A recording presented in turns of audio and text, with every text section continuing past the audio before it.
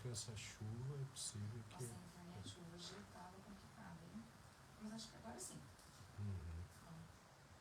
Olha pra aparecer. Tá,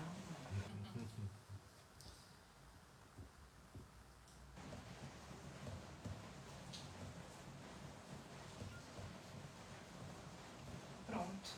Isso aí. Boa noite, pessoal. Vamos chegando. Chegou mais alguém aí. Deixa agora, você quer subir aqui um pouquinho? Aí, faz um oi. Ô, pessoal, vem assistir a live. Mas travou. Não. Hoje a internet vai ser um problema. Complicado. Hoje para trabalhar foi... Olá, pessoal. O pessoal tá chegando. Ó. Moisés. Oi, Moisés, tudo bem? Boa noite, gente. Mais uma quinta-feira, mais uma live. Noite chuvosa aqui em Arapongas. Bastante. Oi, Rosane. Boa noite para quem está chegando. Isso aí. Mais um assunto importante a ser discutido aqui na nossa live, abrangendo a temática do Fuja do Alzheimer agora mesmo. A Lúcia Keiko já deixando boa noite pra gente aqui no chat. Boa noite, viu, Lúcia?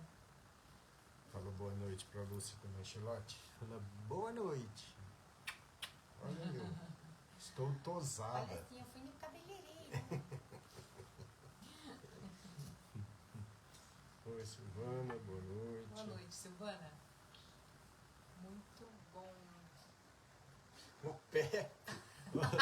Até você já está sabendo o nome dele? Rosane, o Pepe é o nosso gambá. Ele toda noite está aparecendo para comer uma manga. Ele tá por aqui. Às vezes vendo a gente, mas a gente não vendo, né? Esse que é o problema, né? Mas ele tá por aqui. Sônia Aparecida também. Sônia, querida, abraço. Legal, gente, legal. Mas o gambazinho realmente é um bichinho muito bonitinho. Nós gostamos dele. A gente está deixando uma comidinha, ele come todo dia. Ah, Mafalda. Oi, Mafalda. Boa noite, Mafalda. Seja bem-vinda aqui na nossa live. Legal.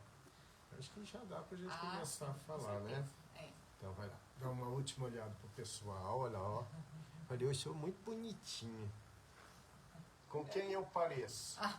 Aí, pessoal, com quem que ela parece? Ela parece um personagem de um seriado interessante. Com esse corte de cabelo lá. Personagem que vendia pastel numa série brasileira bem famosa. Legal.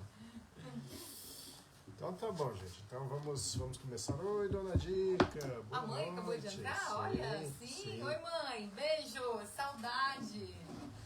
Bom, então hoje a gente vai discutir mais um capítulo do livro Fuja do Alzheimer agora mesmo. Faltam poucos capítulos para a gente terminar. E hoje a gente vai falar de um tema que é muito discutido atualmente, que é o jejum intermitente. O jejum intermitente realmente faz bem? Então, nesse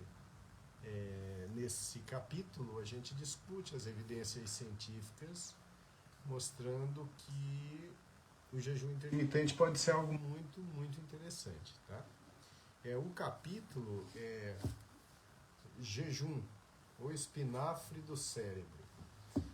Por que eu coloquei isso? Né? O Popeye, né, nós que temos uma idade um pouquinho mais avançada. Mais de 40. A gente lembra, era um personagem do Elzie Segar, que foi criado em 1929. Na época, os Estados Unidos estavam passando por um momento de uma epidemia de anemia. E para a gente entender, eles criaram esse personagem, o Popeye, para estimular as crianças a comerem o espinafre, que não tinha um sabor tão bom, né? Mas aí o Popeye, nas situações de perigo, ele comia o espinafre e ele ficava muito forte. E eu consigo imaginar o jejum intermitente mais ou menos como um espinafre para o Popeye, até por uma experiência própria. Porque o jejum prolongado, ele realmente produz uma melhora de energia cerebral. O jejum ele faz parte da história evolutiva do ser humano, né? Ele está presente em praticamente todas as religiões para que tenha mais clareza mental, para que tenha uma capacidade maior de autoconsciência. Então o jejum ele é defendido há muito tempo em diversas áreas do conhecimento humano. E aí de uns anos para cá, talvez de uma década para cá, vem surgindo algumas evidências de que o jejum prolongado é muito interessante para a saúde cerebral. Os mecanismos são vários. Primeiro que o jejum prolongado ele acaba fazendo com que a célula tenha mais sensibilidade à insulina. Isso é uma vantagem muito grande, porque o pâncreas não precisa produzir tanta insulina, e como nós já vimos em lives anteriores, a insulina alta ela tem relação com aumento de inflamação, que indiretamente vai ter relação com perda de neurônios. Então, isso é um dos das boas ações do jejum intermitente. Bom, uma outra ação muito interessante é que o jejum intermitente faz com que a gente utilize metabolismo de gordura para produzir energia. Então esse jejum intermitente faz a gente perder aquela gordura em excesso.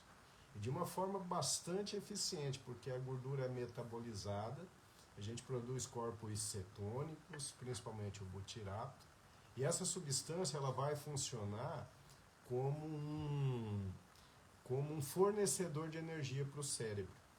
O butirato é uma energia limpa. Quando a gente obtém a energia através do consumo do açúcar, da glicose, a gente consegue realmente produzir energia, mas a gente consegue liberar também muitos radicais livres, que são substâncias que vão destruindo células e tecidos. O butirato não faz isso. O butirato ele dá uma energia legal para o cérebro sem o risco da produção de radicais livres. Então esse é um outro mecanismo muito legal do jejum intermitente. Um terceiro mecanismo seria a autofagia. A autofagia é o nosso organismo destruindo células, estruturas como proteínas, que já não funcionam mais. No organismo humano, nós temos lá as chamadas células senescentes, que são células que já não têm função, mas elas ficam circulando e estimulando o nosso processo imunológico, indiretamente criando inflamação. E essas células senescentes, elas então aceleram o envelhecimento orgânico.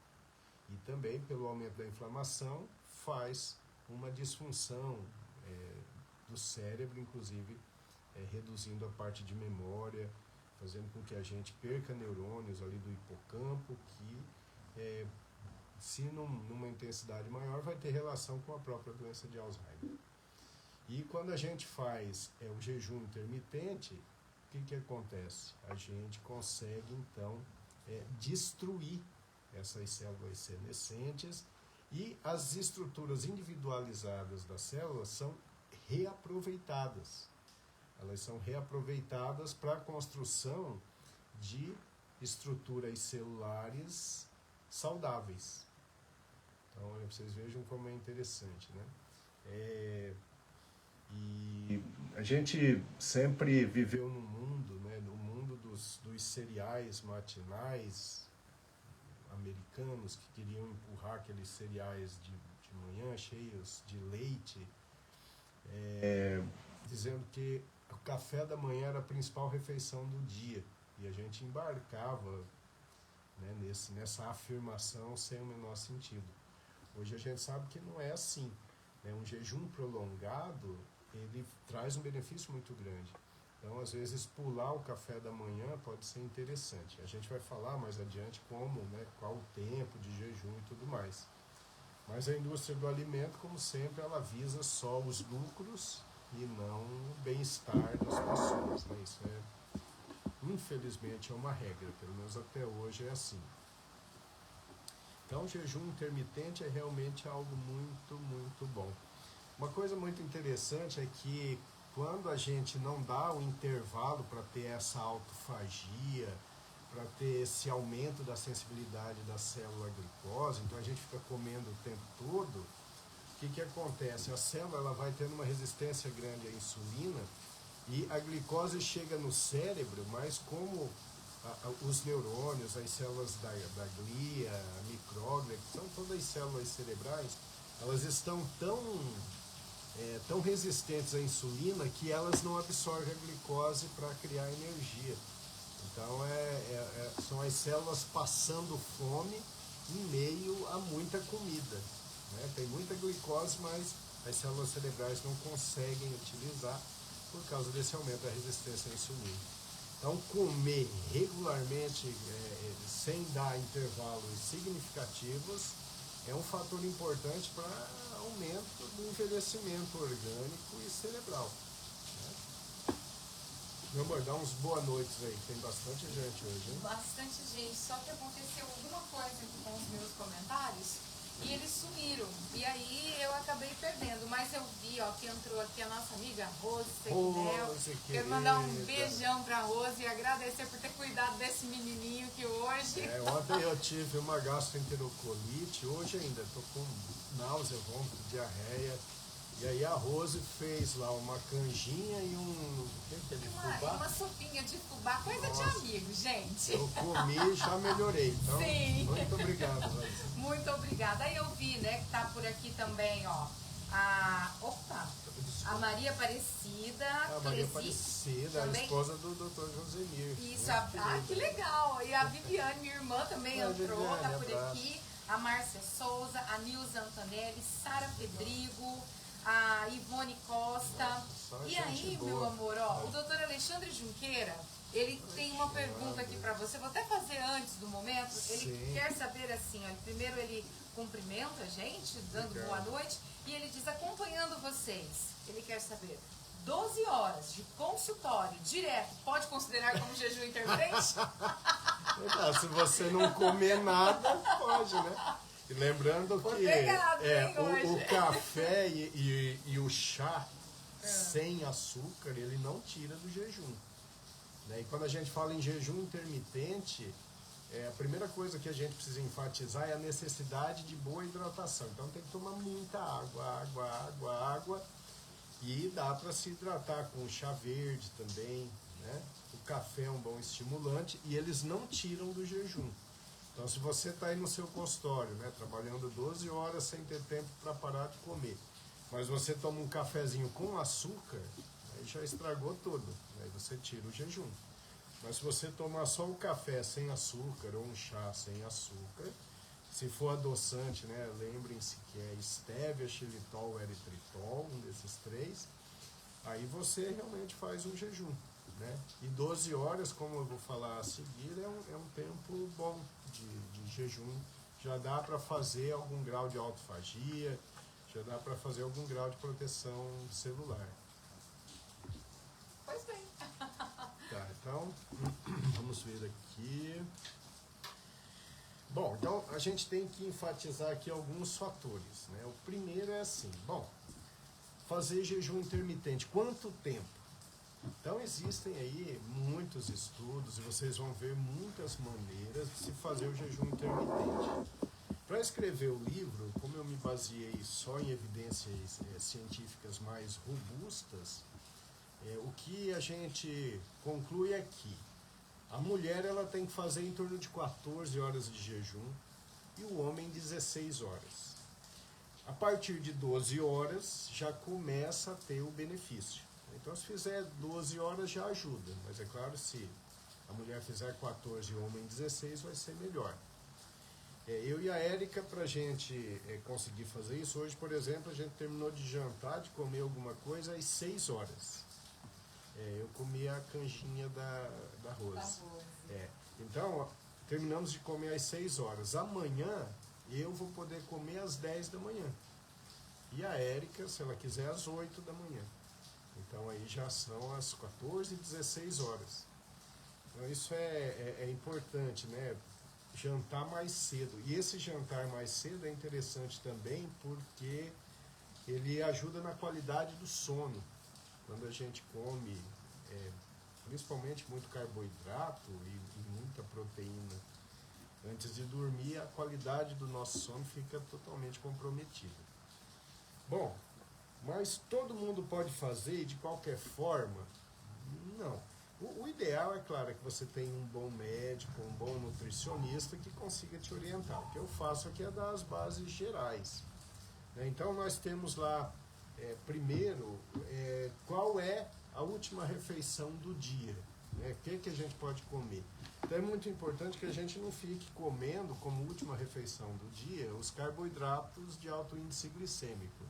Então a farinha branca, o açúcar, a gente não deve comer isso como última refeição do dia. Por quê? Porque se você ingerir algo de alto índice glicêmico, um doce, um arroz branco, né, um pão, como você aumenta muito a glicose, muito a insulina, isso faz lá uma liberação de dopamina que dá vontade de comer de novo. Então dificilmente você vai conseguir fazer às 16 ou às 14 horas. Você vai se sentir mal. E você vai ter a necessidade de comer alguma coisa bem antes desse período de jejum. Então o que a gente recomenda é que a última refeição ela seja de carboidratos complexos. Então você vai comer carboidrato, é bom batata doce, inhame, o arroz integral é uma boa opção. E sempre com muitas folhas, né? E também legumes. Então essa é uma forma de se alimentar bem à noite para que no dia seguinte você consiga começar bem o dia e consiga também fazer esse tempo maior de jejum. Tá? Então, a regra básica é não comer carboidrato de alto índice glicêmico na janta. A janta deve ser basicamente com verduras, legumes, talvez uma carne grelhada. E se eventualmente for ingerir os carboidratos, que sejam os complexos, como a batata doce ou inhame. Né? Eu e a Érica, normalmente a gente come a salada com grelhado, às vezes ela faz, como é que é aquele recheado, lá, berinjela recheada, que é muito gostosa, ou abobrinha recheada. Então a jantinha é sempre uma coisa leve. Uns omeletes de vez. Às vezes omelete, uma opção boa. Bom, aí tudo bem, você dorme e tal. E aí tem outro detalhe importante, como que você vai quebrar o jejum? Isso é importante também. Sim. Né? Você não pode, fiz 16 horas de jejum, fiz 14 horas de jejum, e aí eu já saio comendo um pãozinho. É horrível. Eu como um pedaço de bolo, eu como algo açucarado. Bom, isso é muito ruim, porque aí você faz assim, uma absorção muito rápida da glicose, do açúcar, e aí entra naquele processo todo de inflamação, aumento de insulina, fígado transforma o excesso da glicose em gordura, isso aumenta a inflamação, então atrapalha tudo. Então como é que a gente deve começar amanhã seguinte? Então eu particularmente, eu gosto muito de começar, já deu 16 horas, tá? Então a Solange já deixa lá para mim um limãozinho, eu corto o limão, é um limão num copo d'água, tomo aquilo ali. Primeiro, por quê? Porque modifica o pH intestinal, você vai absorver uma quantidade muito pequena ali de açúcar, porque o limão ele tem pouca frutose, e vai facilitar a absorção de vitaminas. Tá? Então eu acho que todo mundo deveria começar o dia com um copinho d'água com limão espremido ali. Eu acho que seria muito interessante. Bom, e aí o que a gente vai comer? Aí a gente vai seguir mais ou menos a mesma regra da última refeição. Não usar carboidrato de alto índice glicêmico. Aí vem a criatividade, né? O omelete, o ovo cozido, as castanhas, as nozes, um iogurte natural. Que mais, mamãe? Enfim, você vai utilizar coisas que não tenha alto índice glicêmico, os grãos integrais, né? Então aí aveia, quinoa. Então Estava vendo que brócolis, né, é um alimento excelente, quebra. Brócolis é um remédio, na verdade. Então é isso. Então a regra básica é isso, é você não usar o carboidrato de alto índice glicêmico como última refeição e nem como a primeira. No início a gente até sofre um pouquinho. Eu particularmente, vou falar da minha experiência pessoal, eu faço 16 horas. Na verdade eu estou fazendo muito mais que isso, porque às vezes eu estou atendendo ali e eu não tenho a menor vontade de comer. Às vezes eu faço 17, 18, até 20 horas de jejum, sem problema. Só que eu me sinto bem. E o que é interessante é assim, a partir de 12 horas de jejum, a mudança é muito nítida. Quando você começa a utilizar mais o butirato, o que acontece? A agilidade mental melhora muito. A capacidade de concentração melhora muito. E mesmo a disposição física melhora muito. É algo interessante. Né? É claro que nos primeiros dias pode ser que você sinta um pouco de fome, mas é só no início. Eu e a Érica, a gente faz isso já tem vários anos aí, né? E o resultado é fantástico. Outra coisa importante é que os exames gerais. Eu sempre me cuidei muito em termos de atividade física, desde 2018 que eu tento comer direito, mas ainda não ficava perfeito. Os exames ainda tinham uma alteraçãozinha, às vezes, do colesterol, ou a homosteína, que é um marcador de inflamação um pouquinho elevada. E a última vez que eu fiz agora os exames, realmente eles estão perfeitos. Então, desde quando eu comecei com jejum intermitente, os exames realmente ficaram excelentes. Tá? Então, é uma melhora metabólica fantástica. Não sei falar alguma coisa? Não, eu ia só complementar dizendo que a questão do jejum intermitente, para começar, também é uma questão da gente se programar, né? Se organizar. Porque a gente pode usar as horas que a gente dorme para o jejum. Sim. Então, você calculando, por exemplo, se alguém ainda sente muita fome de manhã e precisa comer logo pela manhã, então começa ali com 12 horas, calculando o horário da última refeição para poder tomar o café e vai aumentando gradativamente o tempo desse jejum, até fazer ali as 14, as 16 horas, sim, né? Sim.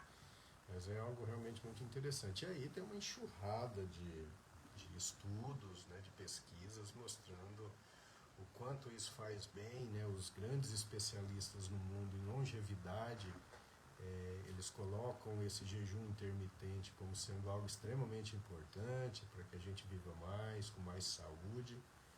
E agora, lógico, se vocês forem ler, vocês vão ver outros métodos de jejum intermitente, mas eu acho assim muito radicais, né? Então, tem um esquema em que se faz 24 horas de jejum 2 vezes por semana.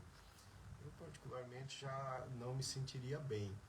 Então, mas as evidências mostram esses números aí. A partir de 12 horas já começa a ter benefício, 14 horas para as mulheres, 16 horas para os homens. Isso é uma orientação do Dr. Dale Bredesen, da Academia da Universidade da Califórnia, São Francisco. Isso é uma orientação do Dr. David Sinclair, da Universidade de Harvard. É uma orientação do Dr. David Perlmutter, que é um grande especialista em proteção cerebral. Então, esse tempo aí de 12, no mínimo, 14 para a mulher, 16 para o homem, são os números que a gente deve aceitar no momento. Meu amor, olha que legal. A Catarina Milk, você sabe de onde que ela está assistindo a nossa live? De onde? De Cusco. Ela entrou para dizer, né, Cusco, lá no Peru, ela entrou para dizer assim, que ela está no Vale Sagrado, em Cusco, e que vai assistir a live completa depois. Mas é chique, legal, né? Muito legal. Bem. Dr. Mori está assistindo, abraço. Então, eu perdi tantos comentários aqui, ó. Eu vi que a Dani tá por aqui também. Deixa eu ver, o Marcelo Higino, eu vi que entrou também na live, mas aí sumiu, né? Acabou sumindo aqui meus comentários.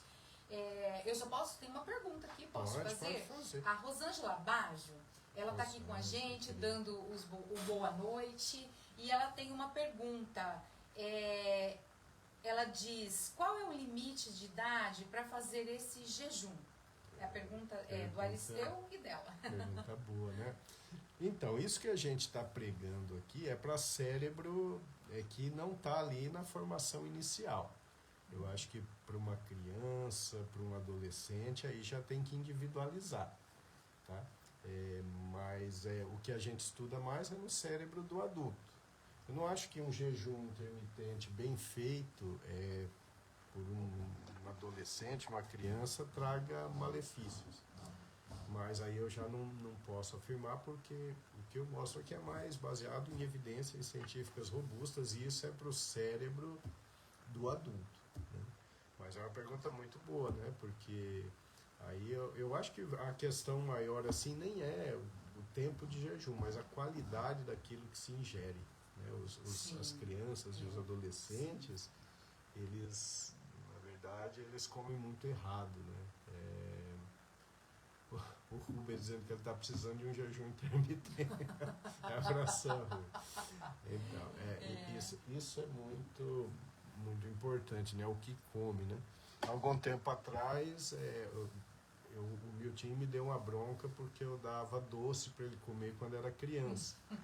Ou seja, ele fazendo medicina hoje, né? Junto com a Marília, a namorada dele, lá no Rio de Janeiro. Então, eles estudando esse metabolismo de glicose, eles já sabem que o açúcar é um malefício muito grande. Então, quando você dá doce para uma criança, você já começa a aumentar a resistência da célula dela à insulina. Você já começa a apressar o envelhecimento da criança. Mas, felizmente, a gente vê muitas pessoas hoje já cuidando desse aspecto. As crianças acabam comendo mais frutas, né, ficam longe do refrigerante, pelo menos ali na primeira infância, quando os pais têm um controle maior. Depois vai ficando mais difícil.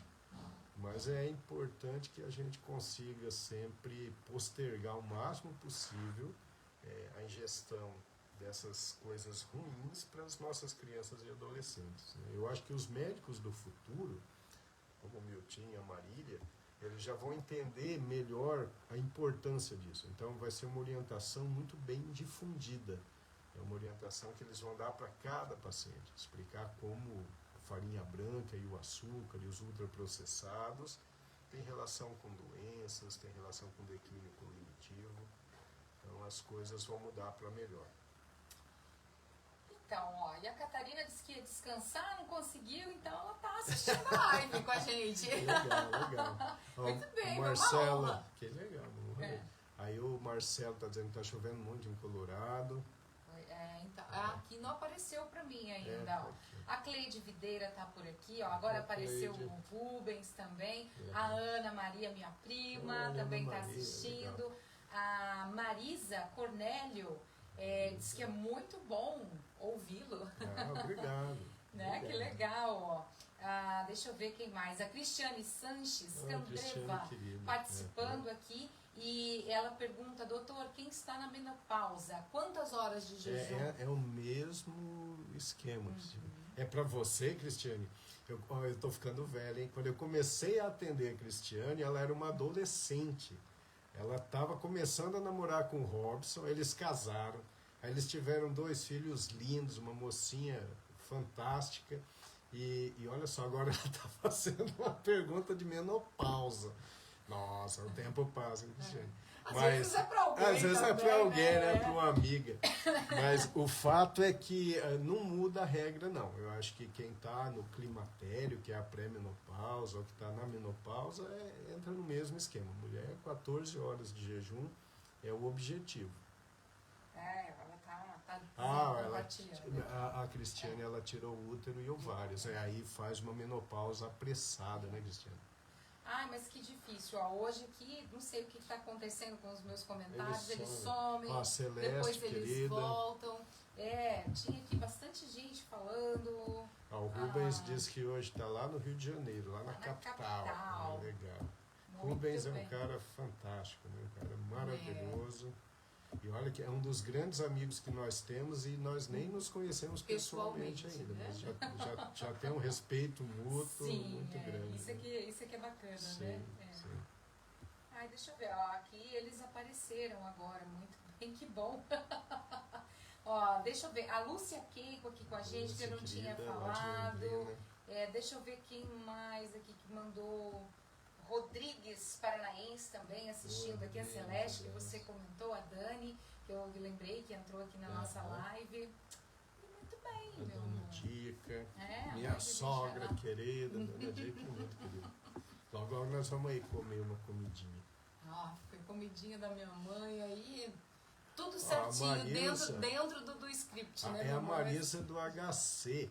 Marisa, eu me lembro bem de você, lá do HC, lá da UEL.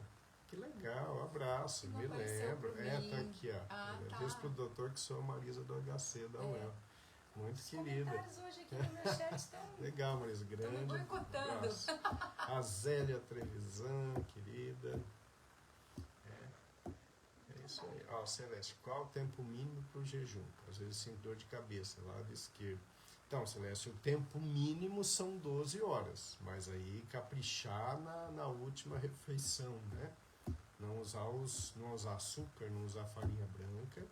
E no outro dia, não comer também açúcar e farinha branca na primeira refeição. E o mínimo são 12 horas. Aí você tem que ir evoluindo para chegar às 14. Eu tenho dia que eu faço 16, que eu consigo, às vezes 15, 14, tem dia que é 12. Mas é legal, Mas nossa, muda, a vida da gente Sim. muda. Nossa, é impressionante como é bom. Só fazendo para você entender o que é esse negócio da agilidade mental, da capacidade de concentração, como melhora. É uma coisa fantástica. Eu acho que essa Sônia, querida, abraço.